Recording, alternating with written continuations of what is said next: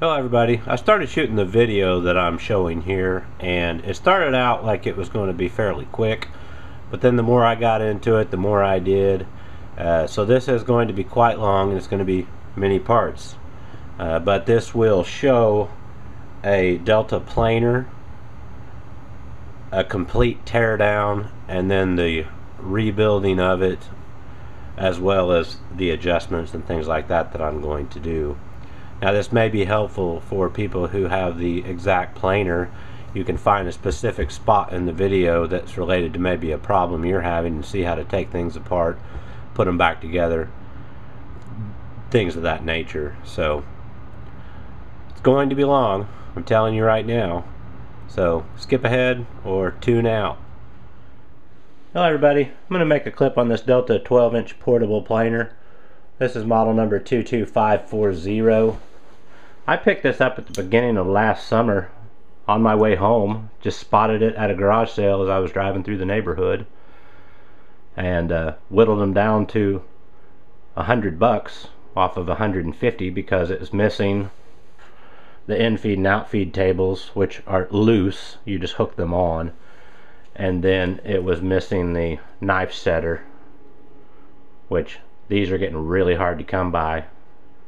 I just happened to see some new old stock ones on eBay and picked this up for, I don't know, 10 bucks, 15 bucks, something like that. But this is a type 1, and they have a type 2 of the same model number. Type 2 has the tables that actually fold up as you transport it, store it, move it around, whatever. So I'm going to let you hear it. It's loud, like a real big router or a shaper. So here we go.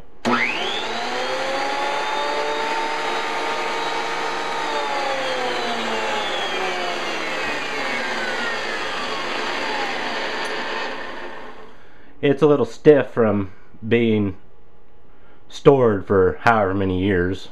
God, this thing, I don't know. You tell me how old it is, I don't know. So I lubricated the pillars and the lead screws and whatnot, you know, so it does move up and down now.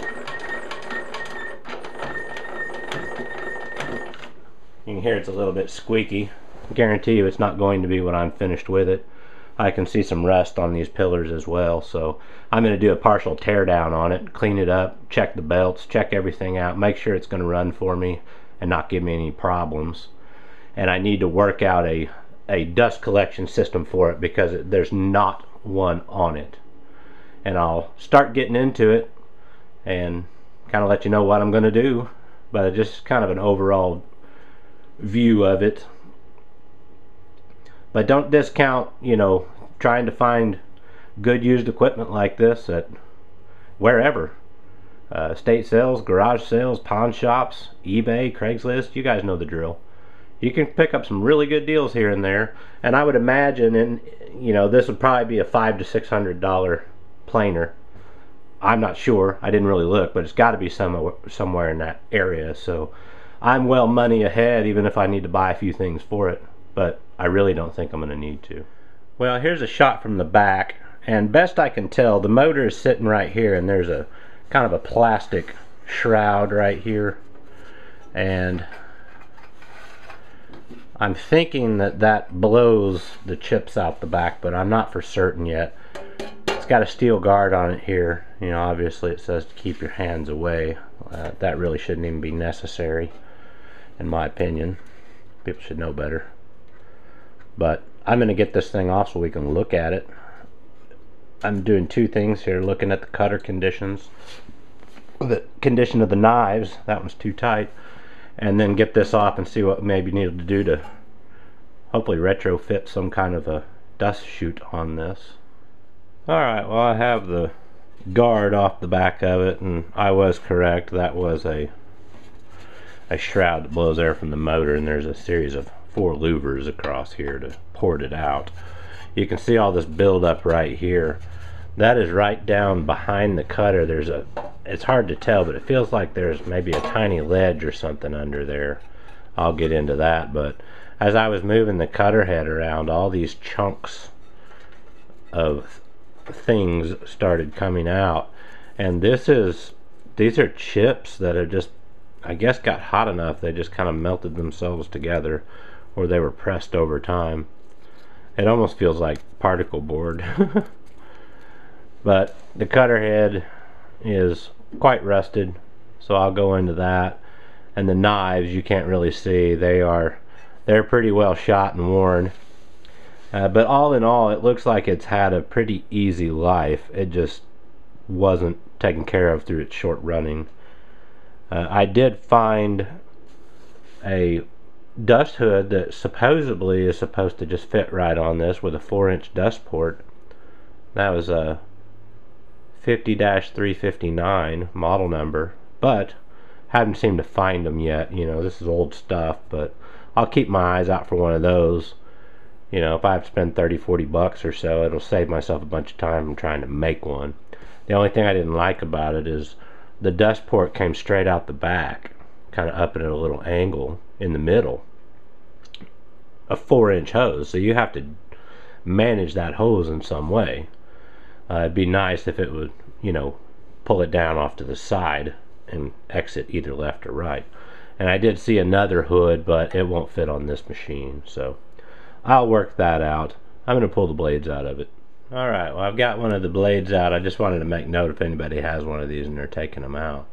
There are two tiny little springs that push up on the blades, so you can use a knife setting jig and they'll push themselves up. So the point is, don't lose them.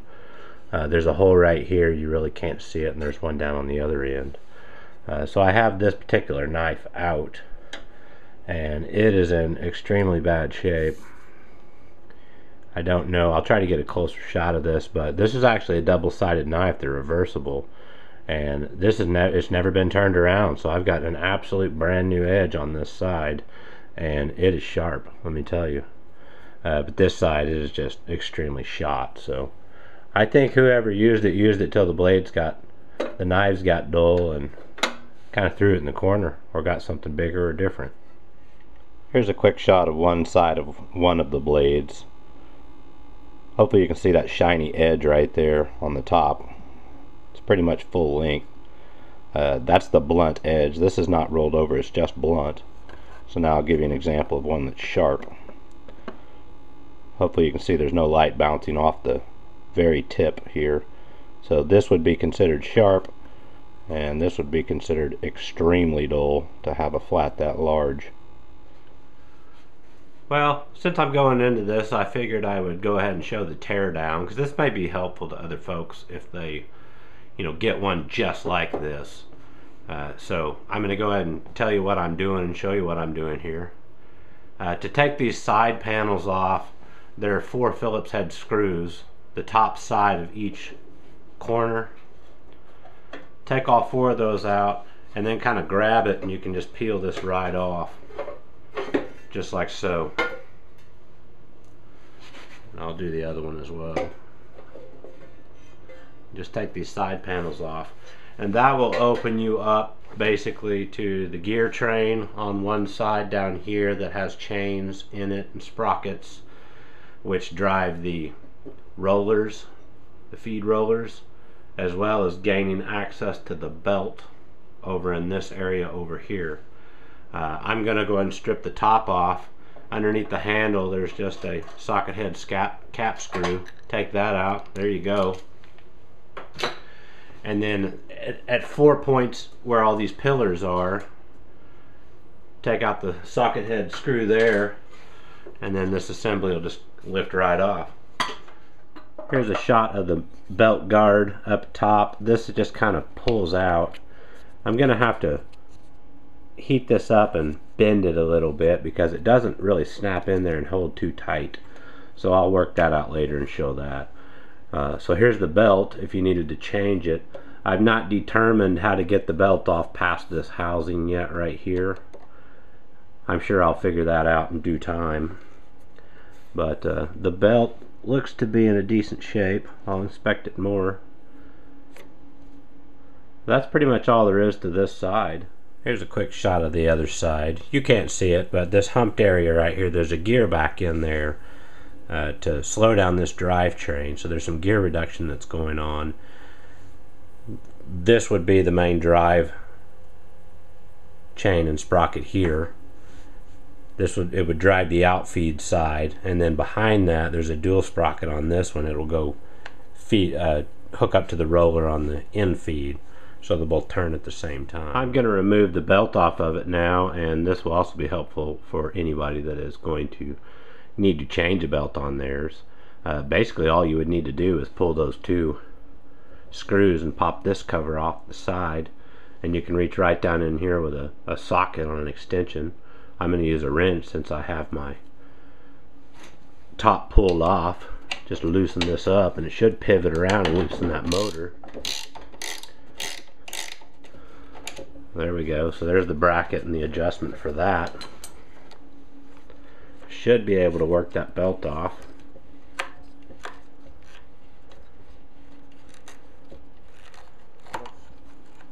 There we go. And then should be able to turn it sideways and just barely get it down through this groove. That's how you would take your belt off to replace it. And wow, this belt's not even cracked. It's in great shape. I see absolutely no reason to change that at all. So that's how you would remove the belt. I'm going to be pulling the motor, so I'm going to go ahead and remove this bolt here, and then I'll show you the rest of this from another shot.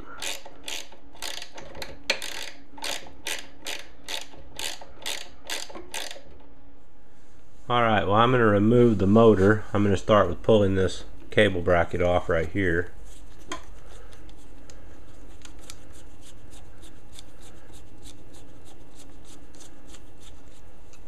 Like so. And then you see this little bracket with these two screws. There's one just like it on the other side. I've already removed those and that bracket, so I'll pull these off real quick. Just thought maybe it might be helpful to people. I'm going to go ahead and tear this thing pretty much completely down. It's not necessary, but I kind of like knowing how things work, and I like taking things apart and putting them back together for some odd reason. I've been doing it since I was a kid. I am going to make a note here. This is the bolt that I took out of the belt tensioning bracket. It did have another washer behind it to act as a spacer between the bracket and the motor, so make sure you pay attention to that or you'll lose it. Now I know I'm going to try to work this backwards and get it out.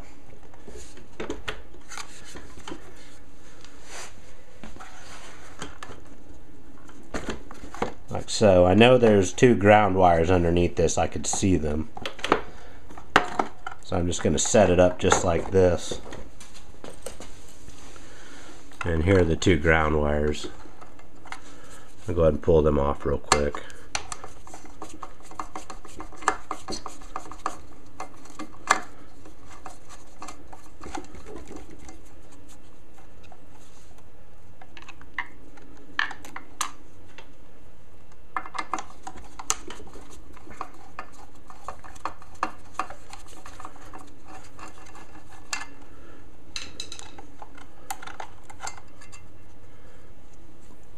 Alright, motor should just come right off. No problem.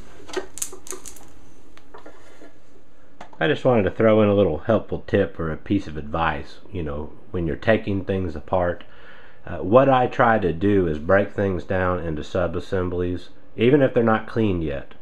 And whatever fasteners I take out, if I'm able to, I put them back in the same spot. So one, I don't lose them, and two, I know exactly where they go. So for example, I put the bracket back on here, the brackets on both sides, the ground screws, the pillars have the bolts back in for it, you know, the panels have the screws in the top, the motor adjusting tensioning bolt is down in the motor. The only thing I have loose out of this whole project so far are these 4 springs, which are very precious. So they're in a Ziploc baggie so I do not lose them. You know, just a little helpful tip there. You know, and as I break things down to clean them from the sub-assembly, I'll take the fasteners out, clean the unit, the assembly, I'll put the fasteners back in and set it aside. So when I go back together later, I have everything right there and ready to go. instead of throwing everything into a bag. Or if you do bag them up, you know, make note of where they are and throw a little piece of paper in there. Take pictures, whatever it takes. But, you know, I know some of you guys have taken things apart, like automotive engines, or, you know, working under the hood or something like that, whatever it is. And when you put it back together, you got extra nuts and bolts. We've all got buckets of those. I can guarantee you that they weren't not needed, because if they could do without one fastener and save a penny here and there when the bean counters are doing it and the engineers are designing things, they certainly would. So I try to put everything back right where it is. Just a little helpful piece of advice there.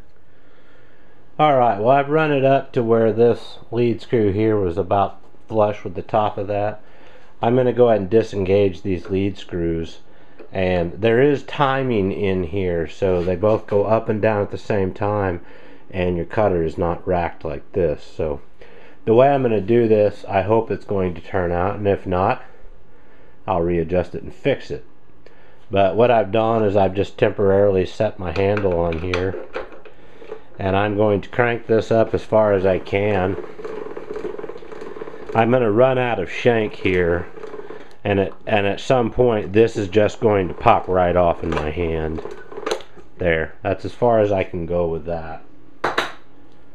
So I'll have to run the rest out by hand by turning this lead screw here. So I'll start doing that. I'm going to kind of help hold up on it. It'll make it easier for me to turn this. And at some point you're going to probably hear, there it was, listen.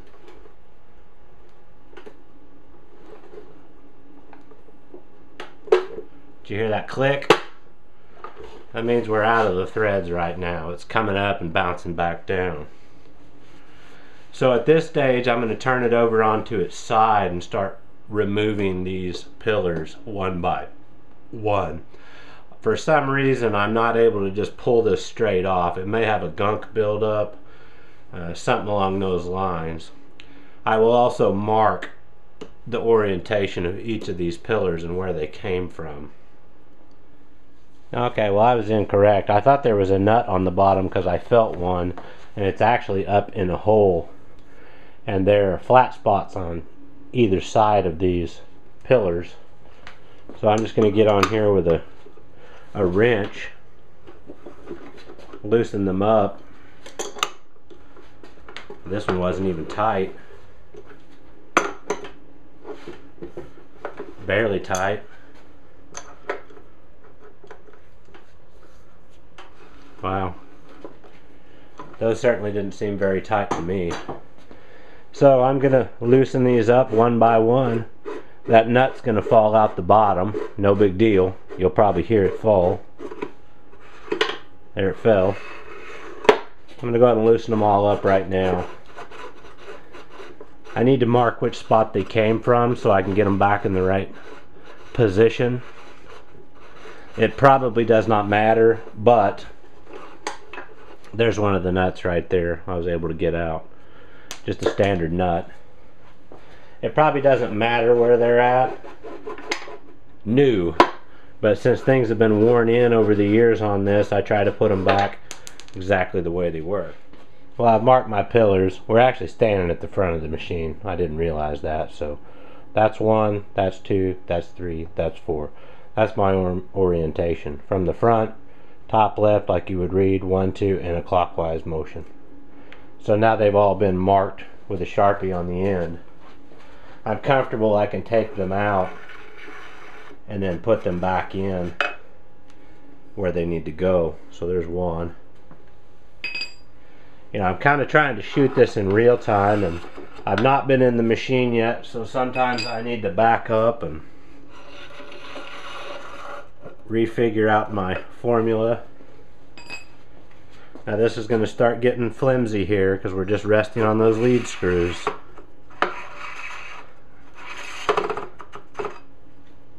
Just holding it.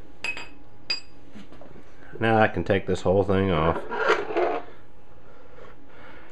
There we go.